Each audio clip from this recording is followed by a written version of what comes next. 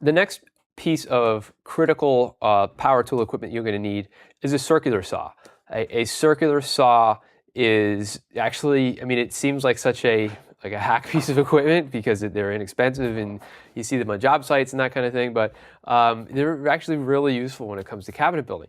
So especially for some of those more awkward cuts, like if you have a very long piece of plywood that's not very wide and you need to cut strips of it off, that's what the circular saw is for. You can clamp a straight edge down to it and you can run your saw across it and get a nice clean cut. Again, use a blade with a lot of teeth, and that's very sharp and very new, and you'll actually get some good results with that. It's just a very practical way of cutting some of these pieces, especially if you don't have a panel cutter or a panel saw. Like most homeowners, they're not going to have that equipment. You can get it cut at Lowe's or Home Depot with that kind of stuff, but if you're going to talk about cutting a big piece into smaller pieces, I'm almost always using both my table saw and a decent circular saw. You don't need something crazy like a worm drive, the big handle ones, and you can just use your standard, $30, $40, $50 circular saw, but it's definitely something I would pick up. Another important tool you're going to need during the course of this cabinet build is going to be at least one or two cordless drills. So you could use a standard corded drill. These are better, move them around the shop, whatever you want to do. I use two of them during the course of the build, usually one for a bit like a Phillips head or a pocket screw bit. The other one I'll have this is an impact gun. Again, the same thing. So what I typically do during a build is I'll have my pocket screw bit in one of the drills and then have the square drive in the other. We'll also be using some Phillips heads during some of the cabinet construction as well, but those are less frequent. But you definitely need a cordless drill, and they're fairly inexpensive, so definitely pick one up. The next critical piece of hardware and tooling you'll need for a cabinet construction is this pocket hole or pocket screw jig. And I have two different sizes. One is like a one shot and the other is a double. The double's nice because it actually has this gauge in the side. You can slide up or down, and you match it basically to the thickness of the wood you're working on. Whereas this one, you kind of have to know where to put it in relation to the board you're working on. This only gives you one, but it is a little cheaper. This one's a little more expensive, but these are definitely things you'll need. You also want to make sure you have the drill bit that comes with it. Sometimes this gear is sold separately. There'll also be some corresponding pocket screws actually, and they either come in coarse or fine, and they come in varying lengths. So the length is determined by the thickness of the board you're going through. Since we're predominantly going to be working with 3/4 inch wood here, we're looking at 1 1/4 inch long pocket screws.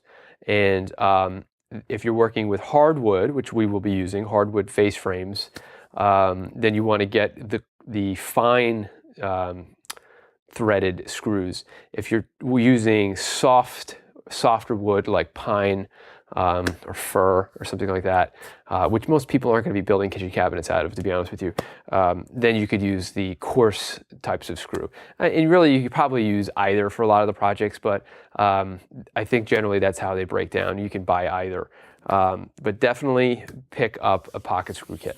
One last thing about pocket screw hardware, along with this, you'll need some sort of clamp, okay? And not the bigger clamps, which we'll get into in a second. We're talking really pocket screw clamps. So Craig makes clamps that you could attach to your table. They have free ones, or like ones that aren't attached to anything. And you really need that both to clamp this down when you join the holes, and also when you put those two pieces of board together and you drive the screw together to join those two boards, you need a clamp over that joint to keep them together and to keep them flush and square. So in addition to this, make sure you pick up a clamp, all right? So the next power tool you're gonna use quite a bit is a sander. Now this is a random Orbital sander. I got this from Porter Cable. So everything gets sanded. Every piece of wood on your cabinet build is going to get sanded for the most part. Everything in the inside of the cabinet, unless we buy some sort of pre-finished, already polyurethane plywood, Otherwise, it's all going to get sanded down and then polyurethaned. Same thing for the sides, the face frame boards, the doors, it all get sanded. Now you can either do that by hand, which is a giant pain, and really not possible, I don't think. Or you can get a decent random orbital sander, and they run anywhere between $50 and $100. But they come with different, you can buy different pads and attachments for the grit size, the sandpaper. They're readily available, but you definitely need some sort of sander. If not a random orbital sander, then maybe an oscillating sander, the ones that just go back and forth, reciprocating sander, whatever they are. I really like the random orbital sander. It just works great. Every time you're going to be sanding all those joints between boards and the face frame, and it's really something you need to do before you apply your stain, your poly, or your paint. So definitely consider getting one. The next critical piece of hardware you're going to need, or tooling, is a clamp. This is a cabinet clamp. I believe this is referred to as a K-body style clamp. And this one is, I think, 2 feet long, or 24, 36 inches. They're not cheap. They're really not cheap at all. But you do need a few. I would say plan on having anywhere between 4 to 6 to 8 clamps. You could use less expensive pipe clamps. They work too. If you really want to get into this stuff, then getting a couple of these K-body clamps. These from a company called Bessie. You can buy these at most hardware stores. And the nice thing about these are they have these flat faces in here. So when you're squeezing together 2 pieces of wood, you're much less likely to leave any permanent marks on your project, as opposed to, say, a C-clamp, a large C-clamp. When you twist them in, they have those little pads, and those pads can really indent into the wood and leave a mark. So when you can use some C-clamps in certain parts, and we'll use some kind of scrap wood as blocks so we don't mark up our pieces, but every clamp you put together will have at least 2 to 4 clamps on it, so make sure you have a few of those. Another tool that is, I would consider, quasi-necessary, quasi-optional, is a nail gun. So this is a brad nailer. I got this from Porter Cable. It's pneumatic, so anything that you buy pneumatic obviously would need an air source as well.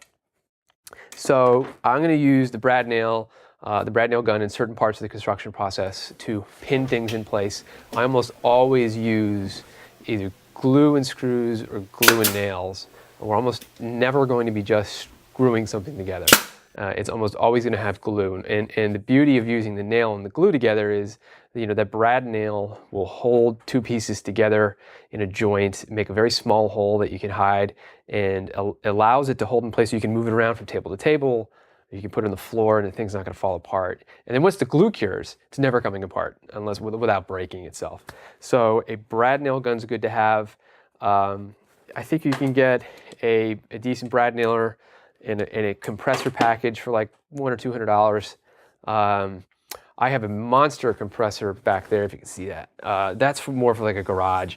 The compressor, you can just buy a little pancake compressor, the little red ones or whatever they are. Inexpensive, they're fine for what we're going to be using them on. The bigger units are really more for spraying paint. The bigger units are also for like impact guns and car work, that kind of thing, where you need a continuous stream of air, like an impact gun on your car or something like that. But for small, like one shot, like nails, like even a framing nailer, a little pancake compressor is fine. So again, mostly just going to be using just the brad nailer. There's finished nailers which shoot longer, thicker nails, lower gauge nails like 16 gauge. The brad nailer I have shoots 18 gauge nails, 1 1/4 inch long. I would definitely pick one of those up, a brad nailer and a compressor, or borrow one when we start gluing and screwing everything together. It just makes your day a lot easier.